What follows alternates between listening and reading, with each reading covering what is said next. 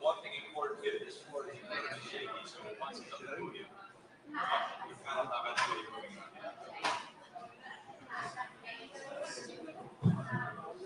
Well, that already. Okay. Also, this board is incredibly shaky, so once it's up to you, you can't have anybody moving on. Yeah, come over here.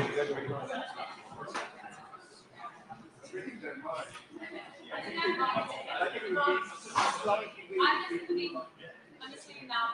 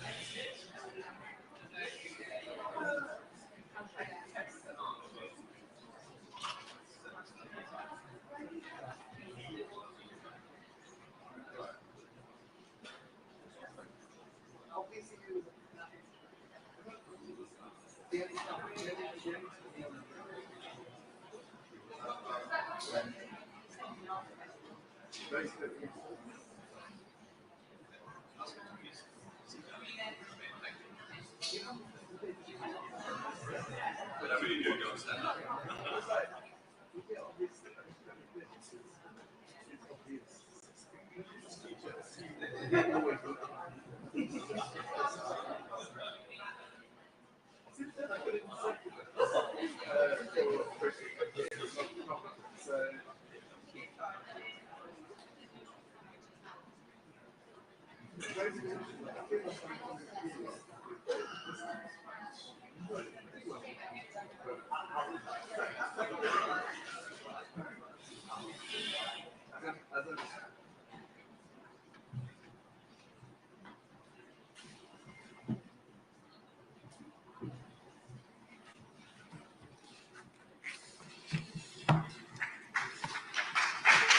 Thank you. Well, that was you, Sam. Thank you very much. I've had a series of meetings here at COP this week because this government recognises that the world stands at a critical juncture in the climate crisis. And the United Kingdom not only has a critical role to play, but also an opportunity to grasp. The chance to maximise opportunities for Britain and make us more secure in the here and now. The way I see it, there are two paths ahead. One, the path of inaction and delay, leading to further decline and vulnerability. Warming above 1.5 degrees will expose hundreds of thousands more people in the UK to flood risk, greater economic instability, and national insecurity. Or second, the path we walk, eyes wide open, not just to the challenges of today, but also fixed firmly on the opportunities for tomorrow. This is the path towards national security, energy independence, and the economic stability necessary to boost living standards for working people. Now, let me be clear. There is no national security, there is no economic security, there is no global security without climate security. And this is a huge opportunity for investment, for UK businesses, for British workers, if we act now to lead the world in the economy of tomorrow. This is how we move towards better jobs, cheaper bills, higher growth, the industries and technologies of the future, and ensure the prosperity and security of our nation for decades to come. And prosperity and security of our nation are the issues that the British people care about. And that is why from the beginning this government has done things differently, restoring our role as a climate leader on the world stage, as well as taking action at home. In the first 100 days of this government, we scrapped the ban on onshore wind, we committed to no new North Sea oil and gas licenses, began to renew those North Sea communities with a programme of investment in the jobs and industries of the future. We closed the UK's final coal power plant at the end of September, becoming the very first G7 economy to phase out coal power. And at the same time, we are on a mission to achieve clean power by 2030. We launched Great British Energy, a clean British energy company, to improve our energy resilience, bring down people's bills, and create the next generation of good, well-paid jobs. We set up the National Wealth Fund to invest in tomorrow's key industries, to build the infrastructure, the wind farms, the solar farms, the grid infrastructure, to power and connect our country for decades to come.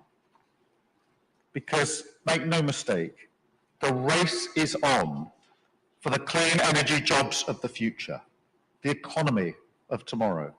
And I don't want to be in the middle of the pack. I want to get ahead of the game, whether that's with carbon capture in Teesside and Merseyside, where last month I announced funding for carbon capture, utilisation and storage projects that will create 4,000 new jobs using the skills of oil and gas communities as we accelerate towards net zero. Or green hydrogen, with investment announced in last month's budget for 11 green hydrogen projects across Britain, from Bridgend to Barrow in Furness. This is good news for the people of Britain. It is good for our businesses. It is good for our country. And it's good for the planet. So at this COP, I was pleased to announce that we're building on our reputation as a climate leader, with the UK's 2035 NDC target to reduce all greenhouse gas emissions by at least 81% on 1990 levels. Our goal of 1.5 degrees is aligned with our goals for growth. But a global problem also requires global partnership, responsible international cooperation, which is why we took the opportunity at this COP to again urge all parties to come forward with ambitious targets of their own, as we all agreed at the last COP. And through the NDC partnership, we're supporting developing countries to develop their own commitments. We will also soon be launching the Global Clean Power Alliance, a political alliance of countries committed to accelerating the clean energy transition, including unlocking the private finances that are needed. That is what I was pleased to announce Scottish Power has awarded a £1 billion wind farm turbine contract to Siemens Gamesa, part of their £24 billion investment plan to support British pioneering energy projects, which will inject growth into our industrial heartlands and support 1,300 local jobs around Hull and produce enough clean energy to power 1 million homes, as well as the Clean Industry Bonus Scheme to support offshore wind developers, invest in cutting-edge manufacturing and ports, boost green jobs, and strengthen supply chains. And the launch of the new CIF capital market mechanism on the London Stock Exchange, a joint effort announced today with our international partners and the City of London, with the potential to mobilise up to $75 billion in additional climate capital for developing countries over the next decade, and cementing London as the world's leading green global financial centre, showing that Britain is open for business and back as a global leader. This COP, the UK has sent a clear message. We are delivering on our promise for good jobs, cheaper barrels and higher growth. We are backing UK energy and security on the world stage. We are a key partner for countries, for investors and for businesses. And we're renewing the UK's climate leadership to deliver for Britain.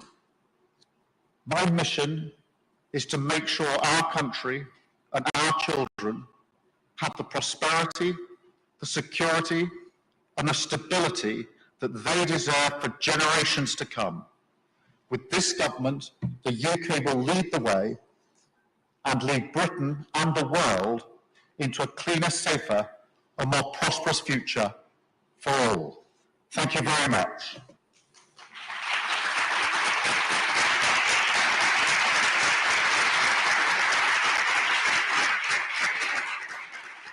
I'll now take a series of questions, starting, I think, with Alex from the BBC. Alex. Prime Minister, thank you. Alex Forsyth, BBC. You've set out this ambitious target on emissions, but you've not really set out how you're going to get there. What is this going to mean? Is it fewer car journeys, fewer gas boilers, more expensive food? What is the potential cost to people? Well, we've set out the target, which is an important, ambitious target. What we're not going to do is start telling people how to live their lives. We're not going to start dictating to people what they do, but we are going to be clear that that involves hitting the Clean Power 2030 mission that we've set out, one of the 5 big projects of government. That is vital. So we will hit that. It is an ambitious target, it's a realisable target, but it's not going to be one in which we tell people how to live their lives. Thank you. Anushka. Thank you, Prime Minister. ITV. Anushka Stana, ITV News. Just a domestic question. Have you decided how you will vote in the assisted dying bill, and will you be making arguments to MPs? And just on COP, are you disappointed so few G20 leaders are here? On the question of assisted dying, obviously it's a very important question on which views differ, strongly held views on either side. When I was Chief Prosecutor, I was involved in drawing up guidelines. We had a massive consultation exercise, and I saw firsthand the depth and the strength of the arguments on both sides. That is why this will be a free vote, and it'll be a free vote where every MP can decide for themselves what position they want to take on the bill, and I will not be putting pressure on any MP to vote one way or the other. I personally will study the details of the bill, which has now been published today, because safeguards have always been extremely important to me and were an essential part of the guidelines that I myself drew up when I was Chief Prosecutor. Thank you.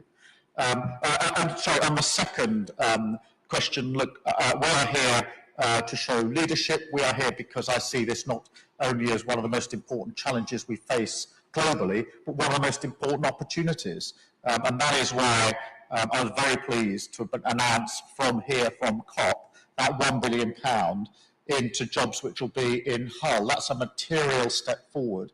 I remember giving speeches not many years ago when I was railing against the fact that if you looked at our onshore wind farms, particularly in Scotland, none of them were made in the UK, and we are turning that around with the announcement I've made today. So these are some of the opportunities that are measured in good, well-paid jobs for many years to come.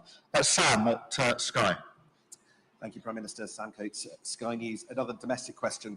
I just want to know whether you think that Justin Welby should resign as Archbishop of Canterbury, although I guess you're not going to answer that question directly. So I want to also ask about the big principle here.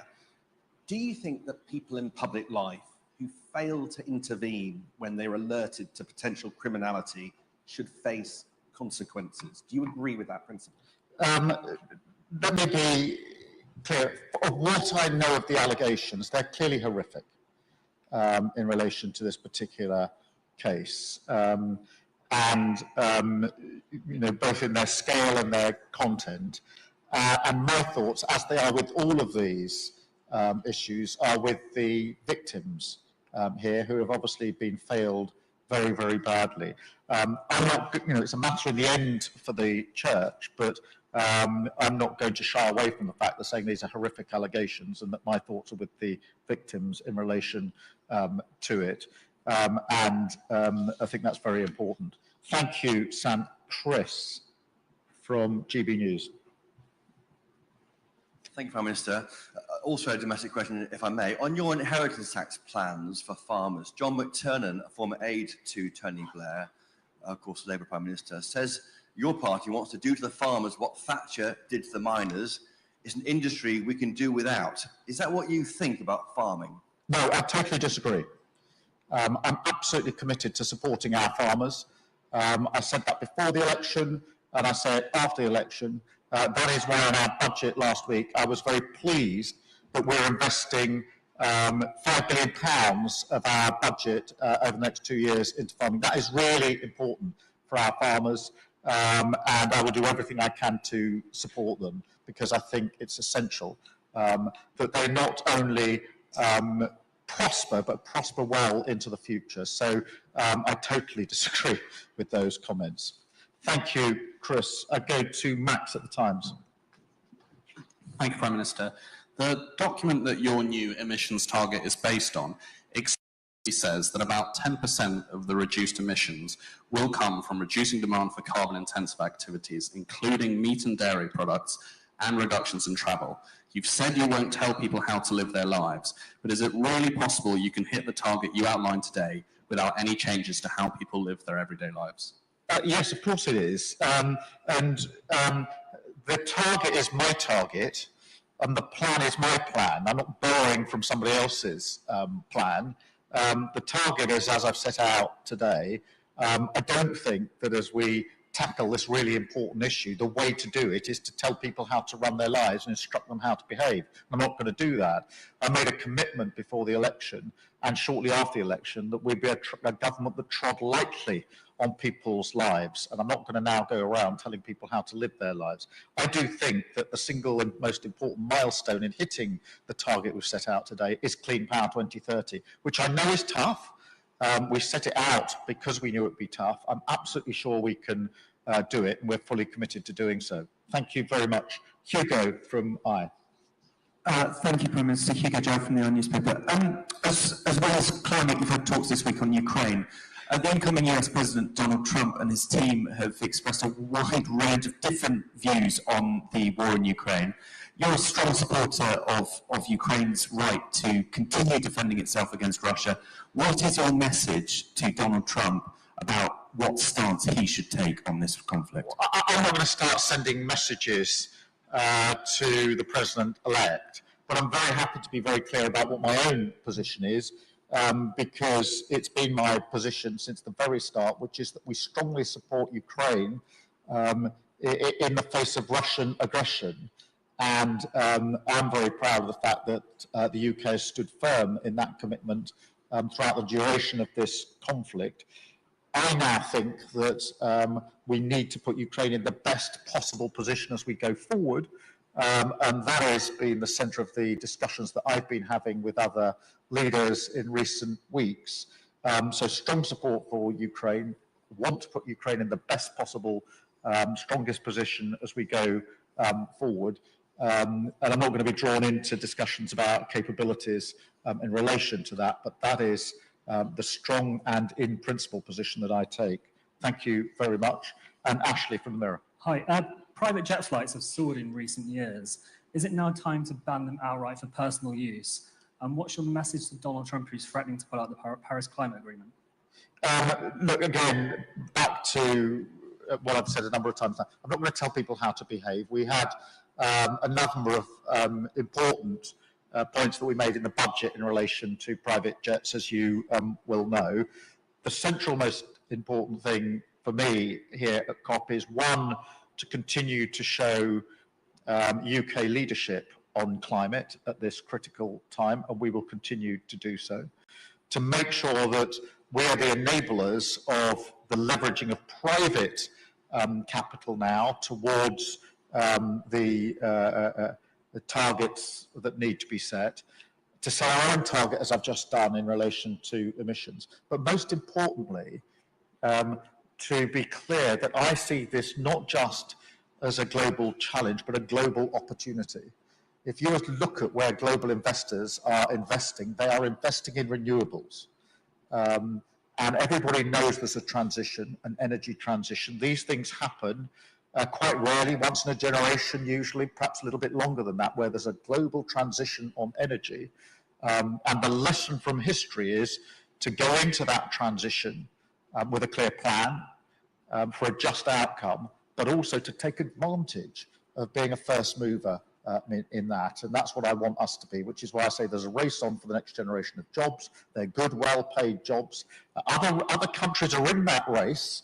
I want to be in it, and I want to win it for the UK, because that will be measured in jobs, well-paid, good, secure jobs in the UK for many years to come. That is consistent with what I want to do on growing the economy. It's consistent with the vision of Britain I have as a Britain that is better off, with the dignity and respect of well-paid jobs in every single part of the United Kingdom. And I'm absolutely determined to take those opportunities. Thank you very much indeed. Thank you.